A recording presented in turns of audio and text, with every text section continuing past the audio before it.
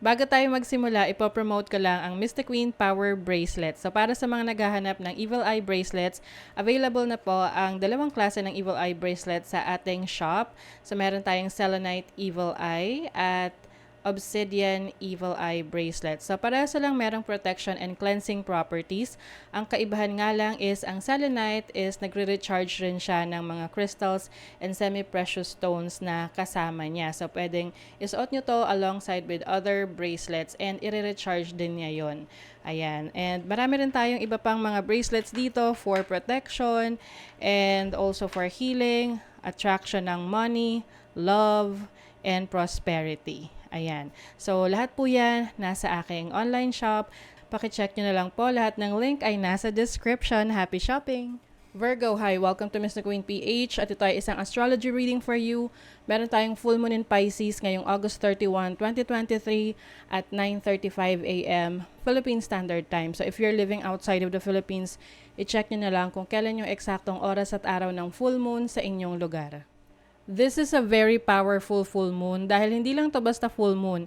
Isa rin tong super moon at blue moon. So super moon dahil mas malapit siya sa Earth kaya mas malaki siyang tignan. Blue moon dahil hindi madalas mangyari ang pagkakaroon ng dalawang full moons sa isang buwan na meron ngayon yung August. So nagkaroon tayo ng full moon in Aquarius noong August 2 at ngayon namang August 31 full moon in Pisces. Ang pinaka-theme ng full moon in Pisces is to release tension, to offer forgiveness, and to let go.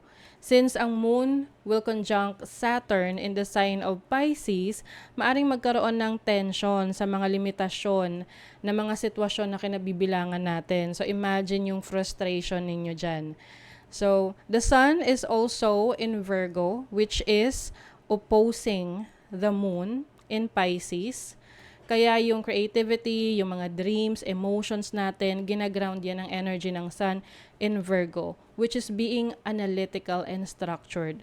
So Saturn is also giving us lessons on how to handle responsibilities at yung mga consequences ng mga actions natin in the past. Pisces is the last sign of the zodiac, kaya its energy is to release and to surrender.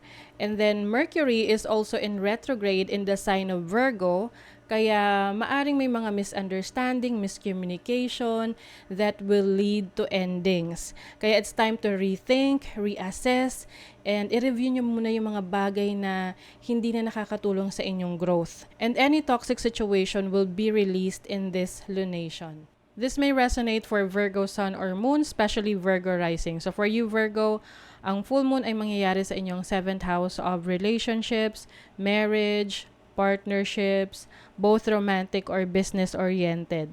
Ayan, so maaring yung iba sa inyo, medyo meron kayong challenging situation sa partner ninyo that may cause endings or letting go of the relationship na you feel na hindi na nagre-resonate sa'yo. And with Saturn here, this is like a karmic relationship for some of you na kailangan nyo nang i-let go dahil alam nyo na hindi na to makakatulong sa pag-unlad ninyo. Ang importante is you have learned the lesson from that experience. Yung iba naman, pwede rin naman tong not necessarily separation from someone. Pwede rin tong merong magkakaroon kayo ng pagsubok, pero yung pagsubok na yon mas patatatagin yung relationship ninyo together. Kasi itong full moon in Pisces is about reassessing and rethinking about your relationships, no? Kung ano pa ba yung pwede mong i-improve sa relationship. Kung sa tingin mo mawo-work out pa, then you're going to work it out. At kung hindi, you're going to let it go. Ganon. And meron tong opposition sa yung first house, which is about yourself, which is in Virgo, of course. And Mercury is in retrograde in Virgo. However, yung Mercury naman is comfortable siya sa sign ng Virgo. So I think mas magkakaroon ka ng deeper understanding about other people instead na magkaroon ng miscommunication or misunderstanding. Maaring mas lalawakan mo yung isip mo, no, na intindihin yung karelasyon mo. But kung talagang merong relationship or partner na kailangan ng mawala sa buhay mo, eventually, anything na beyond your control, you just need to let it go and surrender. Kasi it only means na merong ibang ibibigay sa'yo or merong ibang plano para sa'yo ang universe. Okay? So, you also have a positive aspect sa Jupiter, which is in Taurus in the 9th house. 9th house is about higher learning. This is also about travel.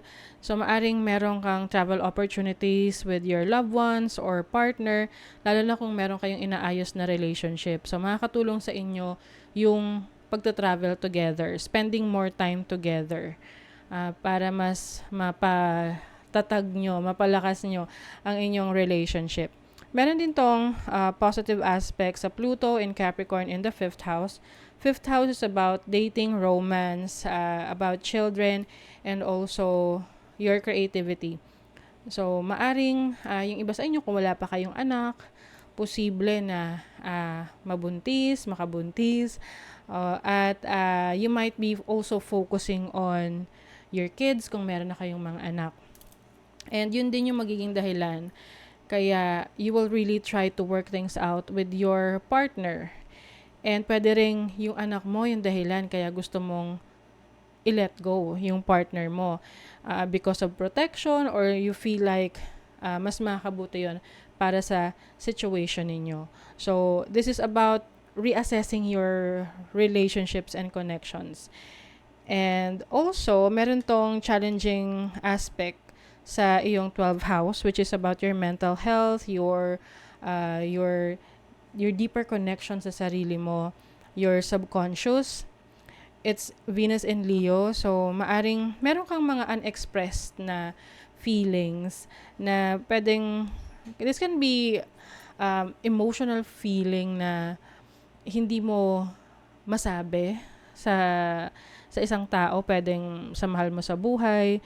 So, it's time for you to be more, be more open para at least maiwasan yung misunderstanding with your partner.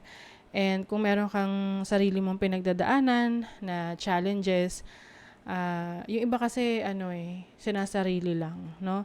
So, makakatulong kung meron kang taong napagsasabihan ng pinagdadaanan mo, especially your partner, kasi partner mo yan dapat partner talaga kayo sa hirap at ginhawa. And then, meron ding challenging aspect dito sa iyong 2nd house, which is about your finances, your assets. So, possible rin na isa yan sa nagiging issue or problema ninyo sa relationship, yung finances, pera, kung sino yung mas nagdadala ng pera sa relationship. So, ang importante rito is nagiging open kayo sa pagkipag-usap sa isa't isa. Kung ano yung expectations ninyo para mahirap naman kasi na nag-a-assume or nag-expect ng hindi natin na i-open kung ano yung expectations talaga ng bawat isa. 'Di ba?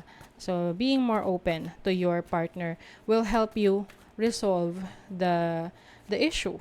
Pero kung talagang sa tingin mo wala nang solusyon, then you just have to surrender and let it go.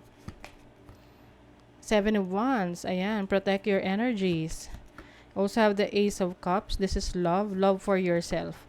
And the 2 of Wands is more on exploring other opportunities. So, yung iba sa inyo, Virgo, posibleng yung iba magle-let go ng relationship na sa tingin nyo, hindi nyo na kayang ayusin. Magfo-focus kayo sa pag-improve ng inyong sarili at mas kayo practice ng self-care, self-love. Ayan. This is going to be helpful rin sa inyo. Maaring merong opportunity sa inyo sa abroad. So, gagamitin nyo yan na paraan para malibang or may baguhin sa buhay ninyo, yung pag-abroad. Security.